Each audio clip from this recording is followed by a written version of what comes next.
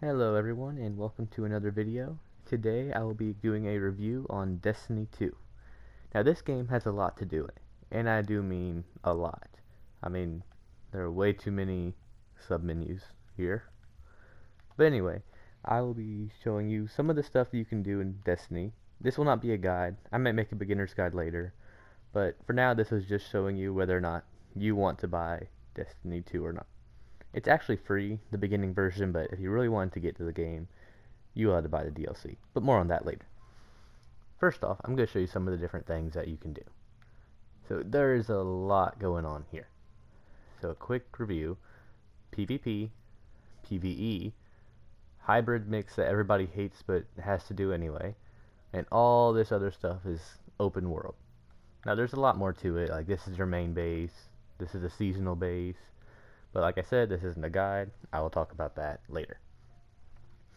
So here we are. I've loaded up the strike, which is pretty much a miniature level, player versus entity. I have a couple people on my fire team. Those guys are shooting at me, I don't care. It's a pretty easy one right now, just low level to get you an idea of what it is. Now there is a lot of violence, but very little blood and gore, and hardly any language except a little bit every now and then here in the dialogue. But it's rare and not really completely terrible. So once I get up here, it'll actually start.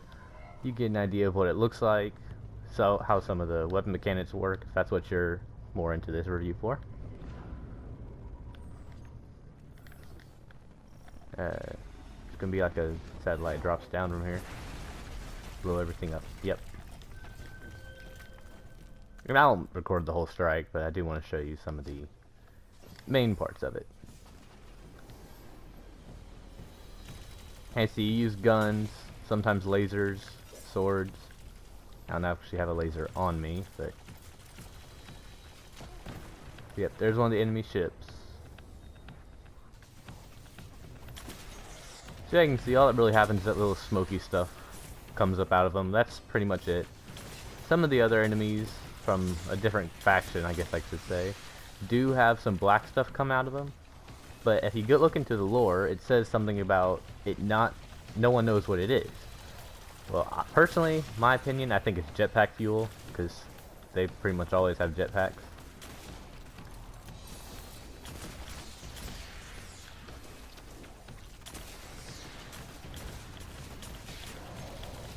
Yeah, this is great commentary where I just randomly go silent, isn't it? Yeah, you guys love that. Sorry this is taking so long, but these sequences are incredibly complex. Plus, I'm actually not that good at math, so... And all that blue stuff, it's not blood, it's glint. Alright, that's ether. Once again, more of a lore thing. It's their food for these guys. They have to live off of it. So I wouldn't really count it as blood, but if you see that as blood, then that's your own opinion.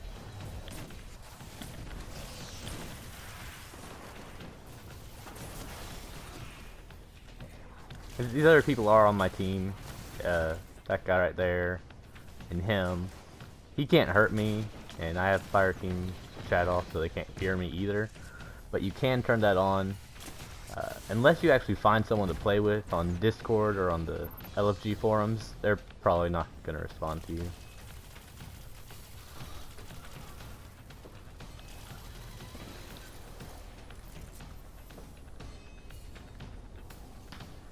Yeah, as you can see at the bottom, there's just this little counting number thing. As soon as that goes up, this part of the strike is over. This is the most longest and boring part.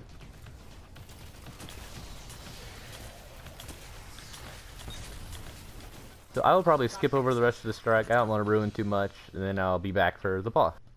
Alright, so here I am at the boss room. This particular boss is a really big robot, but sometimes they're just giant aliens, and to the point where you wonder, how did they get so big? Like, it's really creepy. They'll be way up there, touching the ceiling. You're just like, how am I supposed to shoot that guy with a bullet and win? But I guess that's part of the fun of doing it.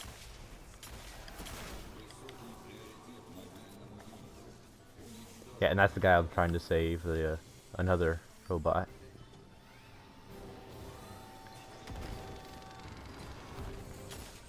That shank's been modifying to check his system. Let's take it out. now as you can see, he's got a bit of an invulnerability field. Some of the raid and dungeon bosses have some pretty complicated mechanics to get rid of that, or maybe just to be able to damage them in the first place. But first strike's pretty simple. Get through it, just kill the ads. I'm not exactly sure what ads stand for, it's just the random smaller enemies. Rank and file, there we go, that's the word I was looking for.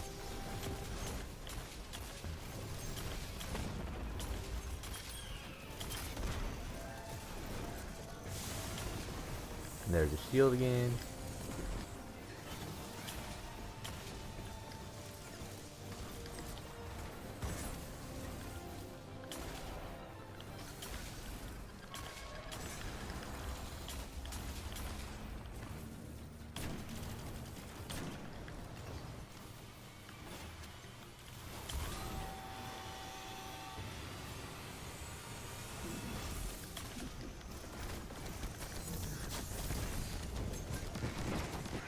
And of course you have all these cool abilities, like I just turn invisible, the bow. There are 4 subclasses for each class. So my personal one that I'm using now is a hunter, which is more agile, accuracy focused, with the Night Stalker, which is stealth, as you can turn invisible. And really quick, like I said about the subclasses, I'm a hunter, agile, accurate, you heard that. Here are the other subclasses. So Night Stalker, and then you have the 3 subclasses, like Way of the Pathfinder, Way of the Wraith, and then Trapper is my favorite. You got grenade, dodge, jump. It can be pretty overwhelming at times. The default is the Gunslinger. Oh, not what I meant to do. There we go. Way of the Outlaw, I think, is the default. But Way of the Sharpshooter is my personal favorite. And I don't really mess with the Arc or Stasis subclasses, but I'll get more into Stasis later. Anyway, here I've loaded up on the moon. If you, for whatever reason, just happen to have a map of the moon memorized, you will know for a fact that that does not exist. Well, this takes place like thousands of years in the future, so it does now. Anyway, I want to go into the different factions. Now, like I said before, we were fighting the Fallen, or Elixni as they call themselves, which worship the that's the Earth. Where's the Traveler? There's the Traveler. It's called the Tower, but it's actually the Traveler. And it's called it.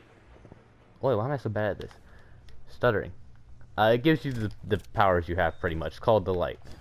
Now, once again, I'll get more into the Traveler on the Darkness. Just know that the Fallen are worshipping it falsely.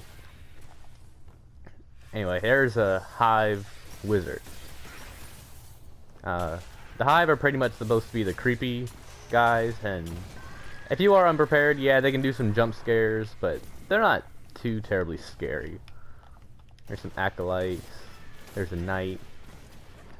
But lore-wise, the Hive use dark magic to further their goals for the Darkness, which is the anti-traveler. More on that later, I promise I will get to that. So the Hive and the Taken are probably the darkest of all the factions. The Hive pretty much worship the Darkness as the Fallen / Elixni worship the Traveler. Why do I keep looking up? I can't see it from here. Now the Taken I can't really find here, but they're pretty much black and white upgraded versions of everything else that the Darkness took, hence the name Taken. I mean, pretty easy. They have no wills whatsoever. The Darkness controls them. You could even call them, if you wanted to, soulless. Although I would just personally prefer to say willless, because that's even darker than I want to go.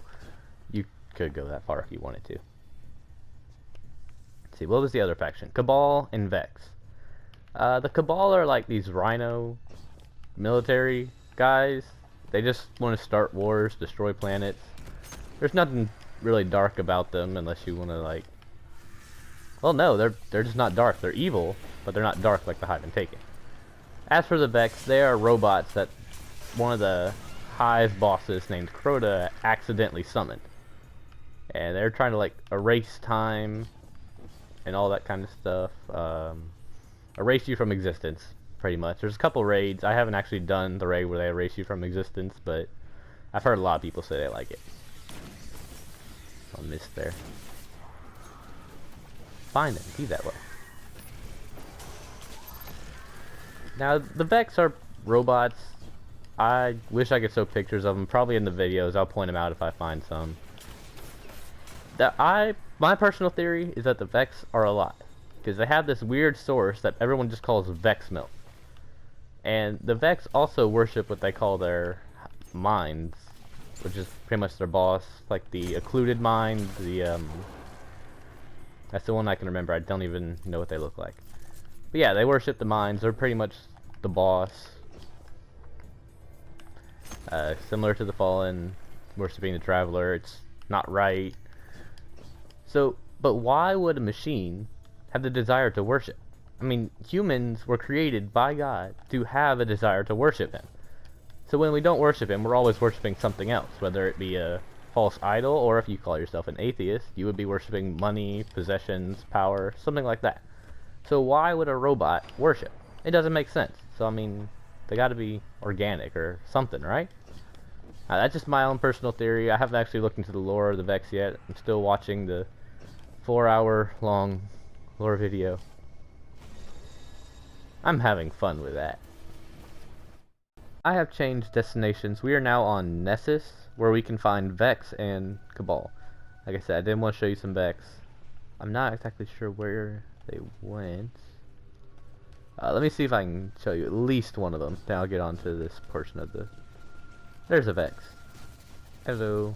They're shooting at me. They're not very nice. They're my least favorite, because their precision hit is in the middle. I'm a headhunter, and if I hit them in the head, they get stronger. See, that's not fair. I don't want to shoot him in the body. I want to shoot him in the head.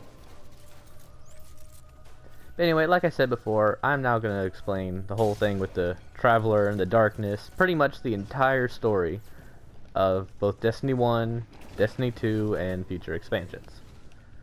So, as I said before, the Traveler gives you its power called the Light. I can do this. I can do this. And one more thing about when you die, you get resurrected. More on that later. It's all part of the light, thanks to my ghost, which pretty much channels the light through the Traveler into me. Not exactly sure how that works, but that's what I assumed it is. The Darkness, on the other hand, is the anti-Traveler. Pretty much evil, the Hive worship it, the Taken are it. Yeah, it's been chasing the Traveler around the entire solar system. No, not the solar system. I wouldn't even say the galaxy. It just recently found this entire galaxy. Like, all of everywhere in space, it's been chasing the Traveler. Traveler's just been running. First it found the Fallen. When the Traveler got there, it ran. And that's what the whole Fallen are attacking us for, because they want it back. Because they worship it or whatever. I don't know.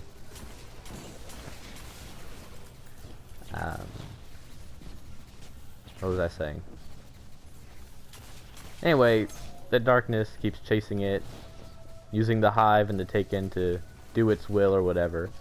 Traveler finally landed here, and it seems like it's staying. Some Fallen are actually telling, some of the good ones, we call them Elixni, are saying that it might very well betray us again and just run off. I really hope not, because I kind of want to fight the Darkness, and I need to do that. Yeah. Anyway, hold on, where are my notes? So the Guardians are pretty much the servant of the Traveler, but that doesn't necessarily mean they have to. When they get resurrected to become a Guardian, it's pretty much an intro video of Destiny. I recommend watching it if you're trying to have any details. I can't really show it again. It's kind of long, maybe 5 minutes, and I don't want to take up the whole video time. So anyway, Guardian gets resurrected. They still have their will, they still have their choice. They don't have their memories, though. Some Guardians see it as a curse and try to... Well, there's one particular one from the lore I remember. He goes off killing other ghosts, chains into a chain, and walks around trying to find more ghosts. Which, this guy, my best friend, in the game at least, Yeah, definitely not my actual best friend. That would be creepy. Yeah. He resurrects me, so if he dies and then I die, it's over permanently. So he goes around killing ghosts, saying he is helping them because living over and over and over again is a curse, just to be killed again for the Traveler. There are even guardians resurrected by the Traveler that serve the darkness. I don't really know much about them. I haven't gotten to the lore. I just know they exist. Now, once again, the Traveler did not create humanity. Well, I mean, it's implied to be a she, so she is not God, if you will, even though some guardians believe her to be. We're just helping her out to fight the darkness, pretty much save the entire everything. Yeah, save everything, because the darkness has destroyed countless galaxies before. So it's kind of like our space commander person. They give us the tools, the weapons, we go fight the war. That's pretty much it. I mean, just make sure you get that separated. Do not worship Traveler. Serve it, but do not worship. Time for the PvP part of the game. As you see, these players are on my team, but I will be shooting other players that are not. So yeah, this is human / awoken / exo. Pretty much, yeah. Human versus human. Shoot 'em up. There is no blood here. No one technically dies because I just get resurrected again. I hate this part of the game. It's my least favorite. I'm terrible at it. I'm surprised I haven't died already. So this will be pretty brief. I'm just going to show a quick gameplay, which is pretty much just going to be me dying. I'm sorry ahead of time. Whoa, I killed someone. No, I didn't. Yeah, that's the Crucible in a nutshell. Is right there. Kill someone just to be stabbed in the back again. Wait, is that it? Yeah, and you can't. I didn't even see that guy till it was too late.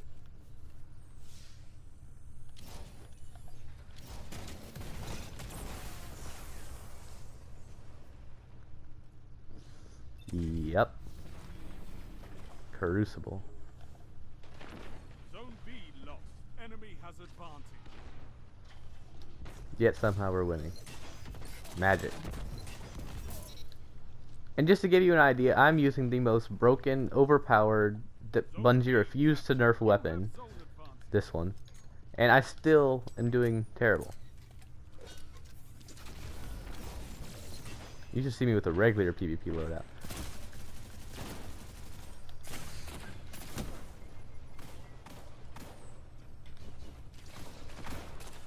I'm sorry, my teammate, I couldn't save you. Yeah, it's probably the shortest part. I just wanted to show that you are fighting real people as well, not just aliens. But that's pretty much it. You just, yeah, die over and over again. Unless you're actually good at it. If you are actually good at it, then maybe you make other people die over and over again. In which case, good for you.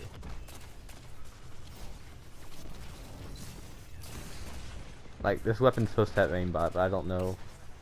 And no, I'm not cheating with aimbot. I mean, it actually has tracking on it. Don't. Yeah. That, yeah.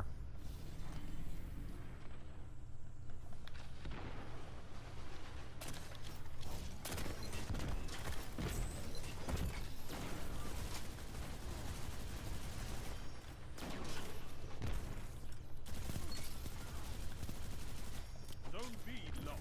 Enemy has advantage.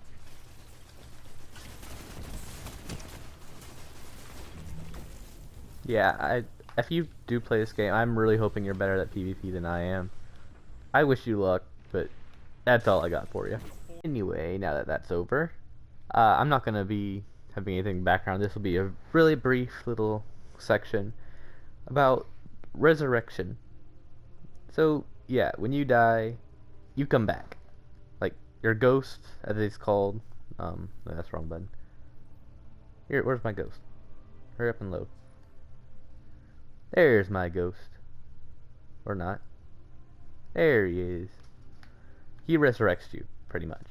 He can scan things, but his main job is to talk in your ear and stop you, or really unkill you. Now, there are many theories to how this works. The lore does not explain anything. One of the most popular, and I'm not sure I'm too fond of it, but it's probably the most accurate, because it has been proven to exist in this game: time travel. The ghost takes you back from like the period right before you died and brings you back. Or another theory say it brings you from a different universe where you didn't die and brings you to this one. Which would make sense because if you spawn fast enough, you can actually go up to your dead body and look at it. Creepy, but like I said, there's no blood or gore, so yeah, it's still creepy. Another thing, as you probably know, is just the lore. Some parts of it can be dark, some not, but you just have to remember it's all part of the game. It's a story. There's not anything real about it. It's just for the fun, you know?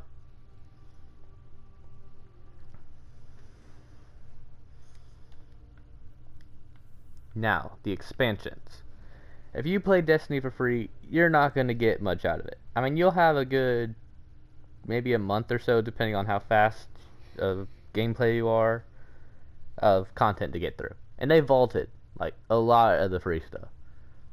So you only get, like, one quick tutorial storyline, some exotic weapon quests, nothing too special. So if you really want to get in the game, you gotta get expansions. The first expansion is Forsaken, which unlocks, which is story mode basically takes on place Tangled Shore and the Dreaming City. It is a pretty dark storyline, I will say. Cade 6, the leader of the Hunters, my personal favorite character, gets killed by this guy named Uldren Solve. Now, I'm not going to spoil too much, but let's just say you are on a path for vengeance. And at the end, well, I'm not going to spoil too much, but let me just say, me, personally, I skipped the cutscenes and turned the volume off, because even for me, it was just too dark. The second expansion is Shadowkeep, which mainly takes place on the moon. You find the Hive there, again, after Destiny 1, if you've ever played that or know anything about it. We fought the Hive on the moon. We ignored the moon for no apparent reason for like a good 3 years. Then we're like, oh, hey, what do you know? The Hive built this giant scarlet keep on the moon. We should go stop them. Turns out, the darkness itself is there. Well, really, a darkness ship, which you get to talk to the darkness and stuff. So while yes, you can see that as dark, but unlike the Forsaken storyline, you're fighting it. You are not for it. You are trying to stop the darkness from whatever it is they're doing. Now, if you've ever played Destiny 1, the darkness is mentioned quite often, but Forsaken, it kind of hints that the darkness is coming. Shadowkeep on the moon actually shows it is here, and who knows how long it's been here. We have no idea. Then the newest expansion, which came out in November, I think, takes you to Europa. And since it's the newest one, and probably one of the more touchy ones, I will show you some gameplay on that. From earlier, I mentioned something called Stasis. That you are only able to use it if you have the Beyond Light expansion, which is the one I'm on now, Europa. It's all ice. It's pretty much ice powers. Now, here's the problem with it. It comes from the darkness. So like all your other powers comes from the Traveler and the light. This one comes from the deep, as the Hive call it, or like I've been saying over and over again, the darkness.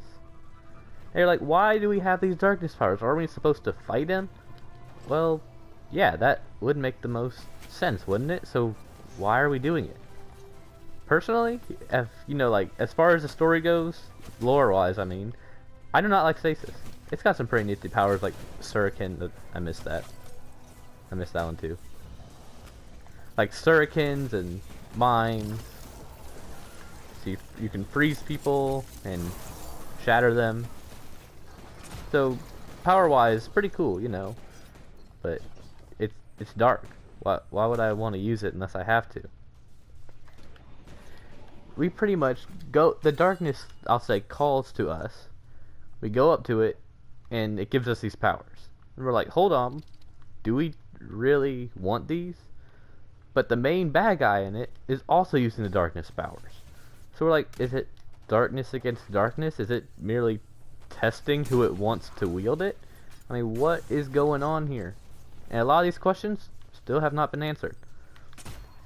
But what I know so far is that the people who are for the darkness powers say they are fighting for the light, and that darkness and light are only a tool to be used. So I'm like, wait. This whole time, you've been fighting for the Traveler, and it's given us light to fight against the darkness. You are now saying that it's just a tool to use however we want. Which would explain why some of the Guardians of the Light serve the darkness even before you could use stasis. So yeah, it makes sense. It's a tool, but is it really worth using? I mean, it's kind of dark, even if we use it for good. But at the same time, we have done those things. If you think about it, some Christian music artists take explicit or heavy cursing songs and turn it into worship songs. And we love it. We eat it up. I mean, it's amazing. But is this the same?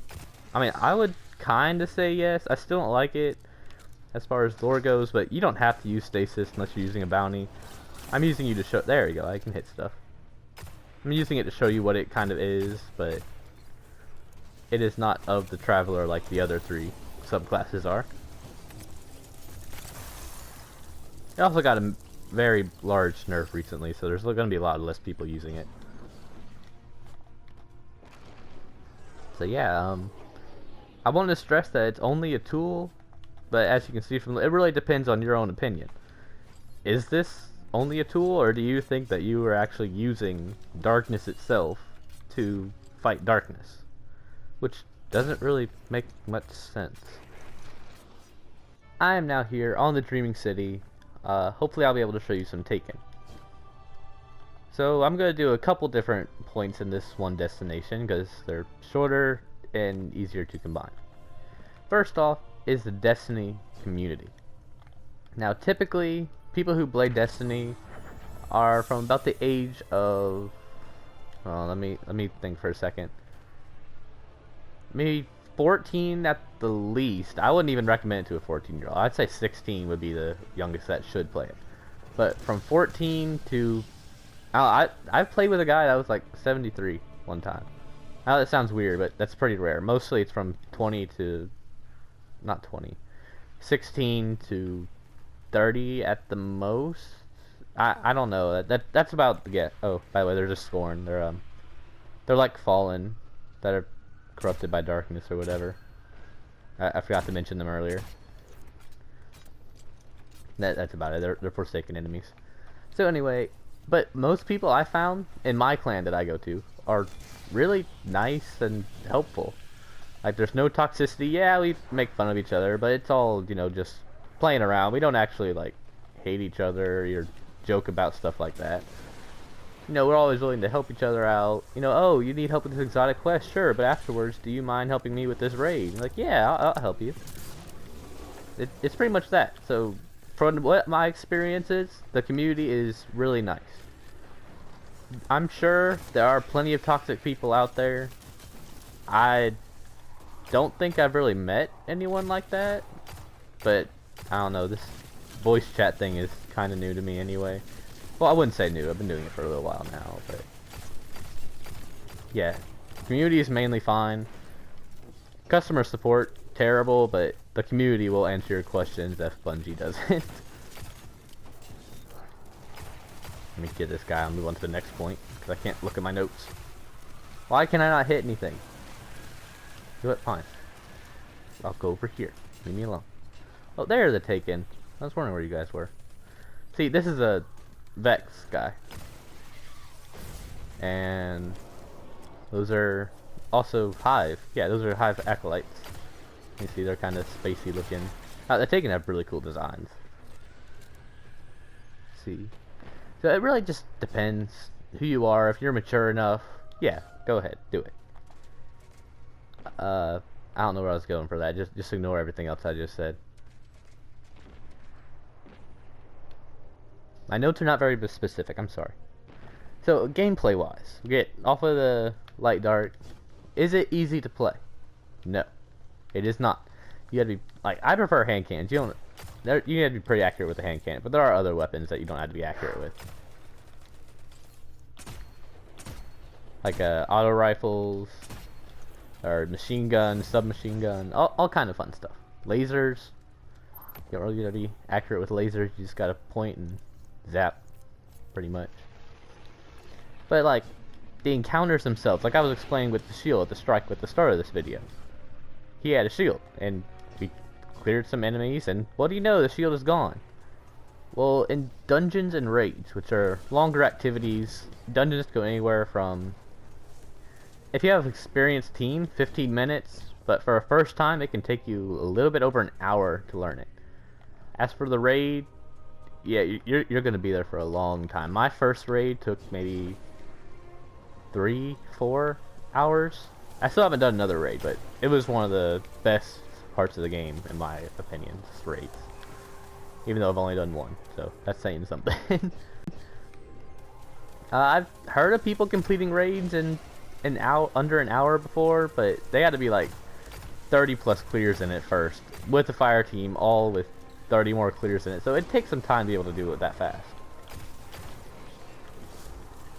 Anyway, the encounters themselves, like the invulnerability shield is used quite a bit. It's not the only one, but in the prophecy dungeon, you have to bank motes similar in Gambit. I know I didn't go into Gambit, but it's like Crucible and a Strike mixed together. There's not much to it.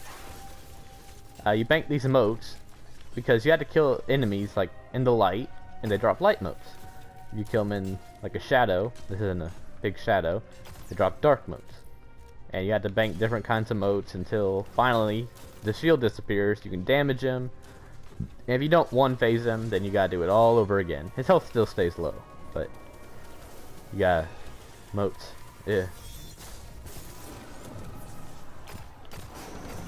Yeah, gotta love shadow shots. Just damage them all at once. It's fun. Where's my next stuff? My next note says other gameplay if needed.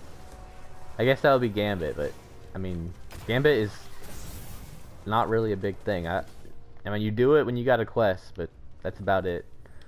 I guess you're really into it, then go ahead, get into it, but I'm not gonna bother going into it. So now, the summary, or what I like to call it, my personal recommendation. Is this game good for you? Well, I don't know the age or maturity of the person watching, but here's the best I can do. Destiny 2 is one of my favorite games. Minecraft is still my #1, but Destiny 2 might be second. Third is Spider-Man, by the way. I'm not sure which one, just a Spider-Man game. So, if it's so dark, I mean, I'm talking about why do I play it? Because it's just a game. I know that, and I hope everyone I play with knows that. Like, I mean, okay, you can use the stasis powers. I mean, it's from the darkness, but it's not really evil. According to the lore, yeah, but if I, like, think about it in real life terms, I want to use cool ice powers. Okay, I do it. Am I sinning by doing that? No, I'm not. I mean, it's just a game. As long as you remember that, and if you know that, I think you would be mature enough to play the game. Once again, age-wise, I would recommend being at least 16. That's what ESRB says. After playing that, I completely agree with them. I don't always agree with ESRB. Like, aren't some LEGO games rated 10 and up? Like, who would do that? I would give a LEGO game to a 6-year-old, and they would have fun with it. Anyway, you get the idea. 16 of age, know the difference. If you're going to play this game, I hope you have fun. Maybe we'll see each other on a strike someday. Hope this video helped. If you have any suggestions or anything you want me to more clearly define more clearly, say so in the comments. I'll try to reply as best as I could to as many people as I can. And if I get enough subscribers, I will do a Discord channel, and you could ask for it there at any point in time, not necessarily on this video. So thank you for watching, and I hope this helped you.